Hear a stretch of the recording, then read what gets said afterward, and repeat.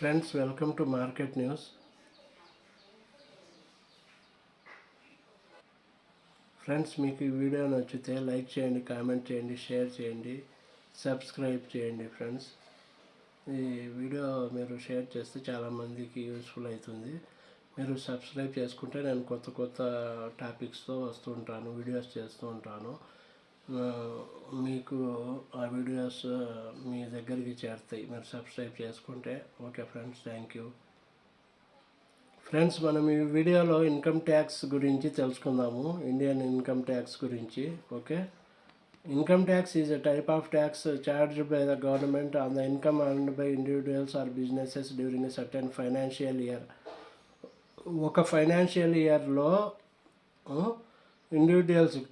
Individuals అంటే మనము కానీ సపరేట్ మనం బిజినెస్ చేసినా, జాబ్ చేసినా, ఇంకా బిజినెసెస్ అంటే ఏదన్నా బిజినెస్ చేసినా మనము ఓకే దాని మీద గవర్నమెంట్కు ఇన్కమ్ ట్యాక్స్ కట్టాల్సి వస్తుంది మనము.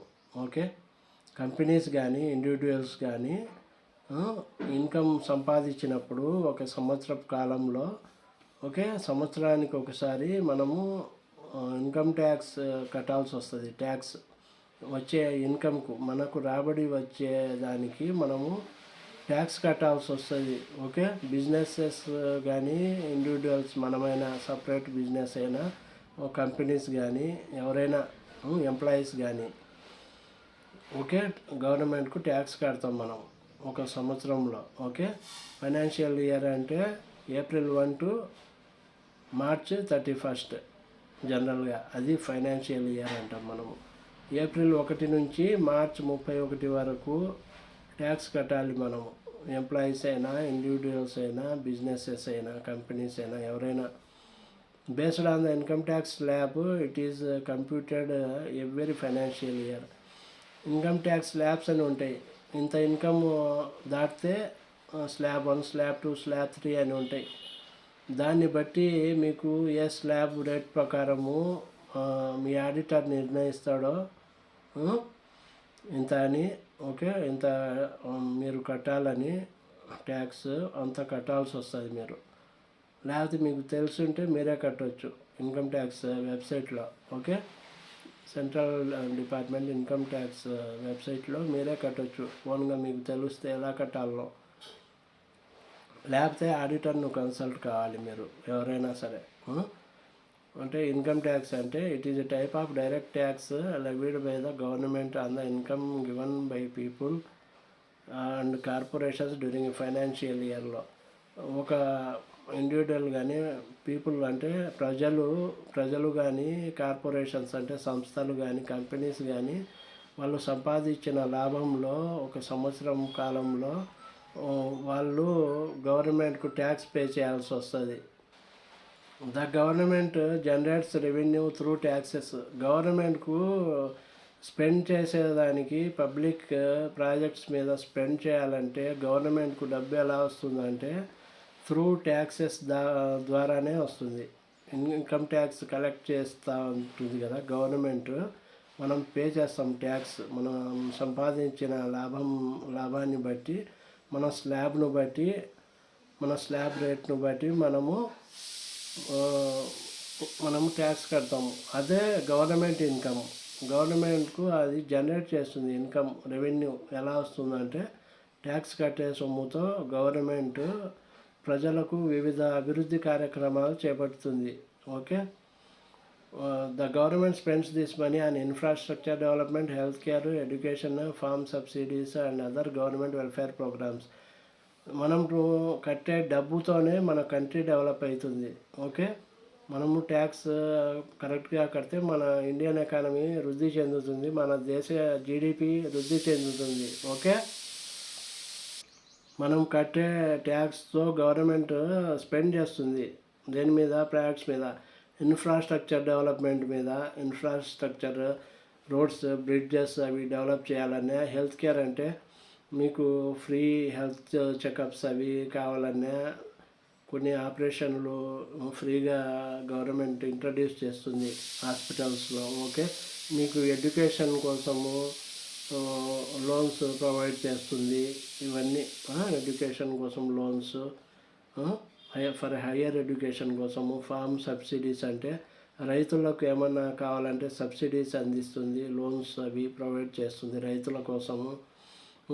And other government welfare programs, ఇంకా గవర్నమెంట్ ఏమైనా సంక్షేమ పథకాలు అమలు చేయాలంటే మనము కట్టిన ట్యాక్స్తోనే, అదే ట్యాక్స్తోనే ఇన్కమ్ జనరేట్ అవుతుంది గవర్నమెంట్కు.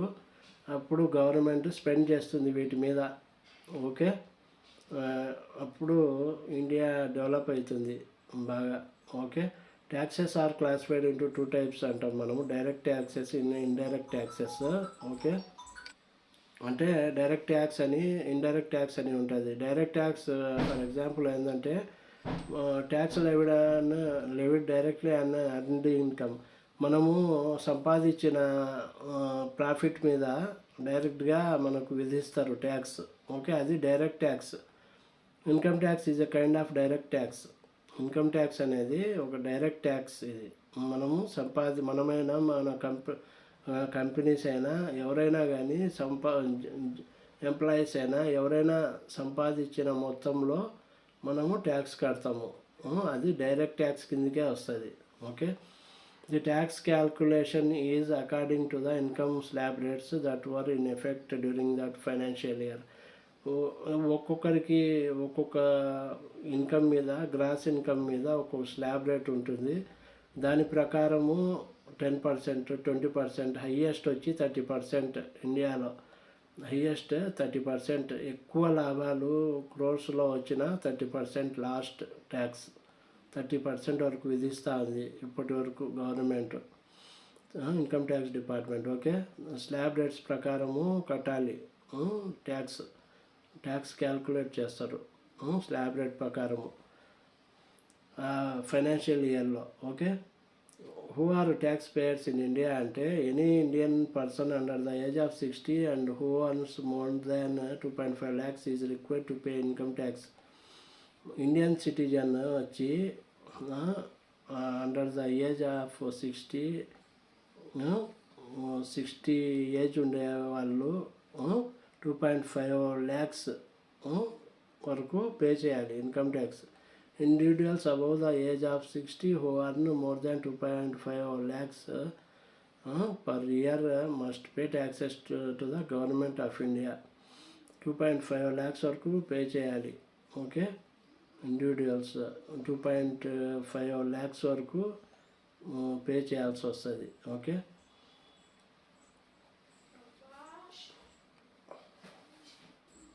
ఇండివిజువల్కు 60 years వాళ్ళు మోర్ దాన్ 2.5 lakhs వస్తే ట్యాక్స్ పే చేయాలి. 2.5 lakhs వరకు ట్యాక్స్ లేదు. ఓకే, మామూలుగా below mentioned people are liable to pay taxes. ఎవరెవరు పే చేయాలంటే Hindu undivided family, both body of individuals, association of persons, companies, corporate firms, local authorities, వీళ్ళంతా pay చేసేదానికి అర్హులు, ట్యాక్స్ పే చేసేదానికి అర్హులు. Okay, under income tax legislation tax payer is taxed differently. ఒక్కొక్క tax payer డిఫరెంట్గా tax విధిస్తారు slab rate ప్రకారము. Tax payers are taxed based on their income slab. Whilst businesses and Indian companies have fixed value of tax computed on their taxable profits. వాళ్ళకు profits వచ్చినప్పుడు okay, బిజినెసెస్కు, Indian కంపెనీస్కు వాళ్ళకు fixed value of tax విధిస్తారు. Okay, వాళ్ళ income మీద. People earnings are classified into tax brackets or tax slabs అంటాం మనము. పీపుల్ ఎర్నింగ్స్ని బట్టి స్లాబ్ రేట్స్ లేకపోతే ట్యాక్స్ బ్రాకెట్స్ అంటాము. ట్యాక్స్ స్లాబ్ లేకపోతే ట్యాక్స్ బ్రాకెట్స్ అంటాం మనము.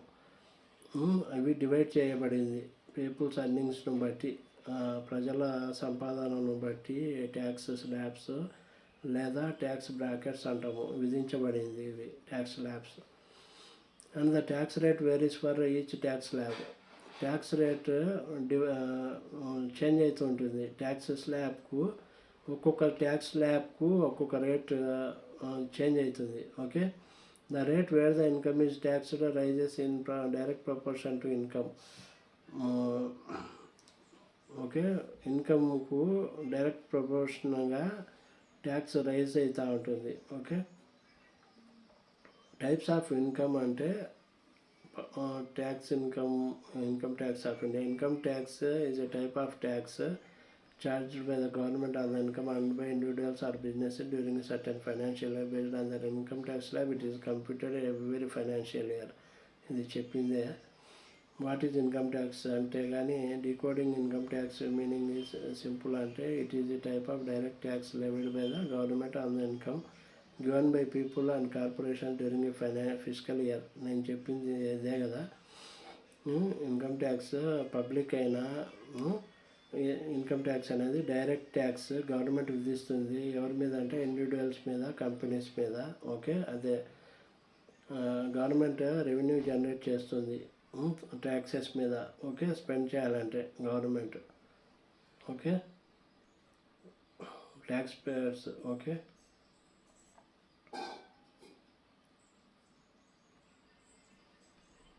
టైప్స్ ఆఫ్ ఇన్కమ్ అంటే income from salary and pension income are taxable under this category of income. Income from salary నుంచి ఇన్కమ్ వచ్చింది అనుకోండి, మీరు ఎంప్లాయీ అయితే శాలరీ నుంచి ఇన్కమ్ వస్తే శాలరీ అండ్ పెన్షన్ ఇన్కమ్ కానీ ట్యాక్సబుల్, అది ట్యాక్స్ విధిస్తారు. మీకు పెన్షన్ వచ్చినా, జాబ్ చేసి రిటైర్ అయ్యి పెన్షన్ వచ్చినా కానీ, మీకు శాలరీ వస్తున్నా కానీ కంపెనీలో, గవర్నమెంట్ కానీ ప్రైవేట్ కానీ, ఓకే, మీరు ట్యాక్స్ కట్టాల్సిందే. శాలరీ అండ్ పెన్షన్ ఇన్కమ్ నుంచి. ఇన్కమ్ ఫ్రమ్ హౌస్ ప్రాపర్టీ అయితే renting A residence is taxable under this kind of income. మీకు హౌస్ రెంట్ వచ్చినా కానీ మీరు పే చేయాలి ట్యాక్స్. ఎక్కువ వచ్చింది అనుకోండి, లిమిట్ కంటే ఎక్కువ ట్యాక్స్ ఇన్కమ్ వచ్చింది అనుకోండి రెంట్లో, హౌస్ రెంట్ కానీ ఏదైనా హౌస్ ప్రాపర్టీ మీద మీరు ఇన్కమ్ ట్యాక్స్ పే చేయాలి. Income from profits and gains from businesses or profession. ఏదన్నా ప్రొఫెషన్లో కానీ బిజినెస్లో కానీ మీకు ప్రాఫిట్స్ అండ్ గెయిన్స్ వస్తే మీరు ట్యాక్స్ పే చేయాలి. అంటే profits made by self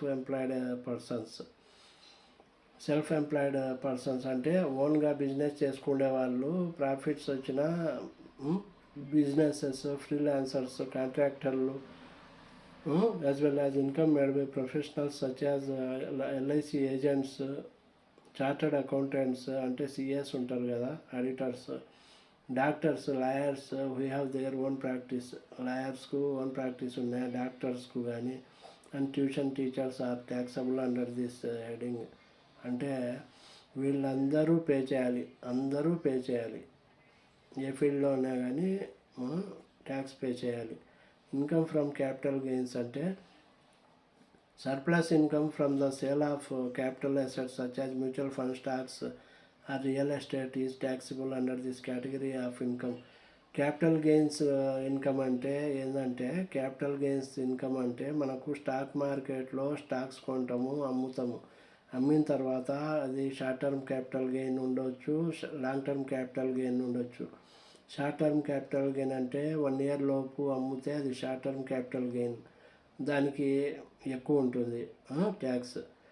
long term capital gain అంటే అది 1 year తర్వాత అమ్మేదాన్ని లాంగ్ టర్మ్ క్యాపిటల్ గెయిన్ అంటాము, దానికి ట్యాక్స్ ఉంటుంది. మ్యూచువల్ ఫండ్స్ అమ్మినా కానీ ట్యాక్స్ ఉంటుంది. ఓకే. రియల్ ఎస్టేట్ అంటే మీరు ఏదైనా అపార్ట్మెంట్లు అమ్మినా, మీరు అమ్మితే ట్యాక్స్ కట్టాలి వచ్చే ప్రాఫిట్లో. ఓకే. ఇదంతా క్యాపిటల్ గెయిన్స్ ఇన్కమ్ అంటాం మనం. Okay. Income from other sources అంటే దీని కింద income from savings bank account interest, fixed deposits and lottery winnings are taxable.